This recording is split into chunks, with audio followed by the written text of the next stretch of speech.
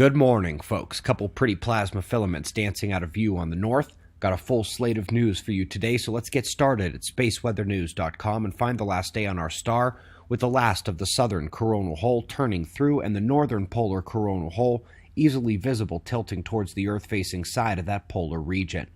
There are no sunspots, no solar flares, and no eruptive behaviors. Reminds me of 2009, just before solar cycle 24 kicked in. The solar wind has been mostly quiet as we have exited the coronal hole stream, and we're awaiting another. Up top in blue, the phi angle flip this morning has kept the geomagnetic conditions up off the floor, and is also beginning to affect the electron flux as well. Just another good reminder that apart from solar flares and CMEs and coronal hole streams, the current sheet of the solar system can deliver electromagnetic modulation too. Top quake of the last day was actually not the top magnitude, but a shallow rumble in China that killed at least one and took down at least 17 homes. Worth noting, the Antarctic low between Australia and New Zealand has brought up a major chill and likely to be followed by another here soon. And of course, our top weather alert today is for Tokyo. You don't get much more of a direct hit than this. Eyes open as the typhoon will scrape up the coastline up to just before Sendai, where it heads out to sea. Weird things happening to hikers.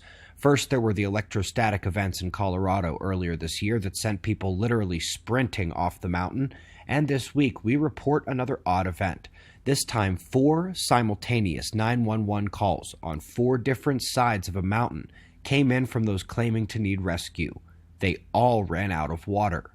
Now, people hike in 100-plus degree weather there, and it didn't crack 95 that day. The concept that all of these groups simultaneously needed aid is peculiar, and the death of one by heat stroke may give us a clue. This has plasma written all over it, and invisible electrical heating, dehydration, when conditions didn't suggest high risk, with hikers in a place where experienced hikers go, all running out of water and needing heat-related assistance at the same time on different sides of the mountain. I'm not much for coincidences, especially when I know Earth's magnetic field is fading and these type of plasma penetration events should be becoming more common. Rough couple days for India. They were aiming to be the first ever nation to land on the moon's south pole. The orbiter was to disengage a lander, which also had a rover along for the ride, but something went awry. Only 2 kilometers from touching down on the surface, the mission appears to have suffered failure. All visual contact and communication with the lander has been lost. The orbiter will continue its science observations, but the lander science is likely done. We're going into cosmology today, so let's get our minds into that zone with a gorgeous shot of UGC 685 via Hubble's ultraviolet eyes. Gorgeous array of energy levels, also some nice Easter eggs when you zoom in closely. Dusty blocking of the central light there. So, with our mindset, we now go into the science.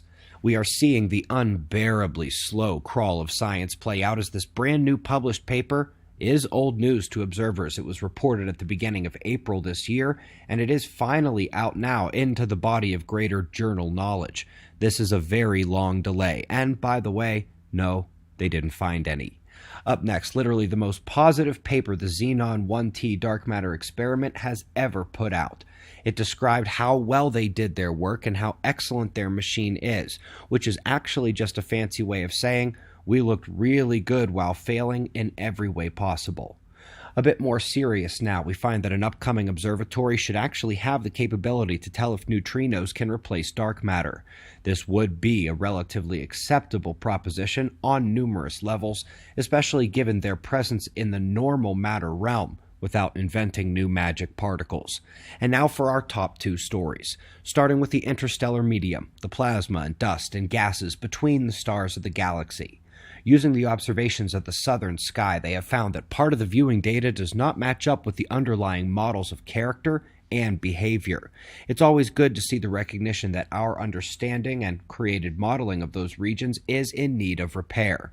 And let's take that out to another level, to the circumgalactic medium. Same stuff, just sitting outside the galaxy.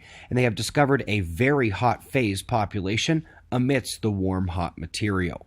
Not only does it help with the missing oxygen problem and indicate yet another need for repair to a mainstream model, but specifically, it changes the baryonic composition of the circumgalactic medium, more of the normal matter, and more interactions, which are likely to be plasma turbulence. Folks, you might recall this outer halo region is bigger than expected, rotating with the galaxy, fed by spiraling helical vortex filaments from the magnetized cosmic web.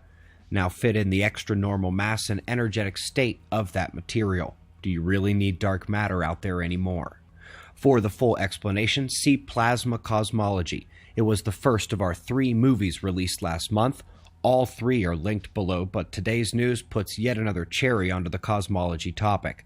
We greatly appreciate your support. We've got wind map forecasts and shots of our star to close. We'll do this all again tomorrow, right here, but right now it's 4:20 a.m. in the new Valley of the Sun. Eyes open, no fear. Be safe, everyone.